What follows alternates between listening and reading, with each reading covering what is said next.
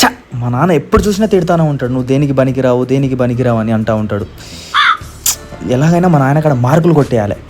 ఒక ఐడియా, రేపు నాన్న పుట్టినరోజు అయితే ఈరోజు నైట్ 12 గంటలకు లేపి ఆయనకు విజ్ చేసినాం అనుకో, ఎలాగో మార్కులు కొట్టేయచ్చు. యాహూ. ఇంకా పడుకుంటా. అమ్మో పడుకుంటూ నిద్ర వచ్చేసేమో, మళ్ళీ నాన్నకు విజ్ చేయలేము. ఒక 2 నిమిషాల ముందు నాన్నకు పోయి విజ్ చేస్తా, అప్పటి వరకు చదువుకుంటా. मस्त शेड्स ఉన్నాయరా నీలా. అబ్బో కమల్ హాసన్. ఓ నో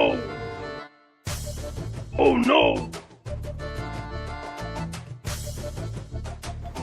ఇంకా 2 నిమిషాలు ఉంది, నాన్నని లేపి విజ్ చేస్తా.